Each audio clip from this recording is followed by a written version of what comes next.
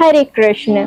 पितृपक्ष क्यों मनाया जाता है और क्या है इसका महत्व, आइए जानते हैं। क्या आपने कभी गौर किया है कि कई परिवार कई पीढ़ियों से तरक्की कर रहे हैं और कुछ परिवार ऐसे भी हैं जो कई तरह की समस्याओं से घिरे हुए हैं। आखिर ऐसा क्यों है? आपके मन में भी ये सवाल आता होगा। हमारी संस्कृति कहती है कि इसके पीछे छिपा है हमारे पितरों का आशीर्वाद, और पितरों का आशीर्वाद पाने का सही समय है पितृपक्ष। आज हम इस वीडियो में जानेंगे पितृपक्ष का महत्व और उससे जुड़ी पौराणिक कथाओं के बारे में, जिसका कनेक्शन महाभारत से है। पितृपक्ष क्यों मनाया जाता है? पितृपक्ष या श्राद्ध पक्ष ये 16 दिन का वो टाइम पीरियड होता है जिसमें लोग अपने पितरों के लिए श्राद्ध करते हैं। श्राद्ध यानी कि अपने पूर्वजों की आत्मा की शांति के लिए हम श्रद्धा पूर्वक जो भी उन्हें अर्पण करें वो श्राद्ध कहलाता है। श्राद्ध अर्पित करने का सबसे सही समय होता है पितृपक्ष। पितृपक्ष भादो की पूर्णिमा से लेकर अश्विनी मास की अमावस्या तक ही रहता है।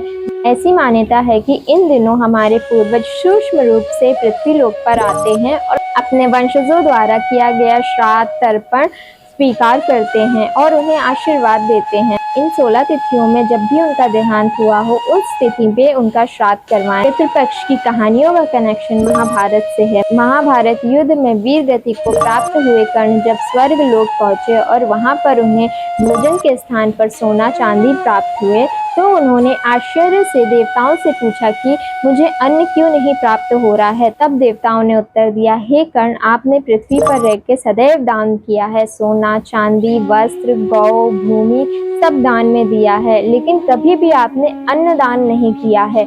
इसी कारण से आपको यहाँ पे अन्न की प्राप्ति नहीं हो रही है। तब कर्ण ने कहा कि मुझे नहीं ज्ञात था कि अन्न दान करने का इतना महत्व है। कृपा करके मुझे पृथ्वी पर भेजे जिससे ताकि मैं अपने पितरों और ब्राह्मणों को अन्न दान कर सकूं। तब देवताओं ने उन्हें 16 दिन के लिए पृथ्वी लोक पर भेजा। इन 16 दिनों में कर्ण ने अपने पितरों के लिए पिंड दान और अन्न दान किया। जब वो पुनः स्वर्ग लौटे तो उन्हें अन्न प्राप्त होने लगा और उनके पितृ भी तृप्त हो गए। तभी से माना जाता है कि इन 16 दिनों में हमारे पूर्वज सूक्ष्म रूप से पृथ्वी पर आते हैं और अपने वंशजों द्वारा किया गया तर्पण श्राद्ध स्वीकार करते हैं और तृप्त होते हैं। इन्हीं 16 दिन की अवधि को पितृपक्ष कहा जाता है। महाभारत से जुड़ी एक और कथा है जो पितृपक्ष का महत्व बतलाती है। ये कथा पांडवों में सबसे ज्येष्ठ भाई युधिष्ठिर से जुड़ी हुई है। जब महाभारत का युद्ध समाप्त हुआ तो युधिष्ठिर को ये सोच के बहुत दुख हुआ कि उन्होंने अपने ही कुल के लोगों और गुरुओं का वध किया है। इस पाप से मुक्ति पाने के लिए उन्होंने यमराज से अपने पूर्वजों की आत्मा की शांति के लिए उपाय पूछा। तब यमराज जी ने उन्हें कहा कि पितृपक्ष में अपने पूर्वजों के लिए तर्पण और श्राद्ध करें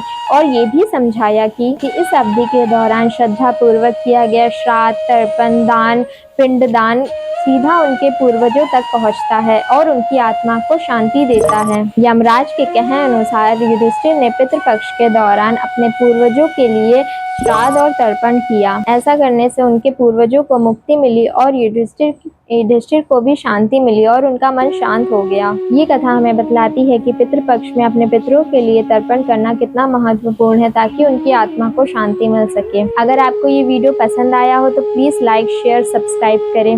हरे कृष्ण।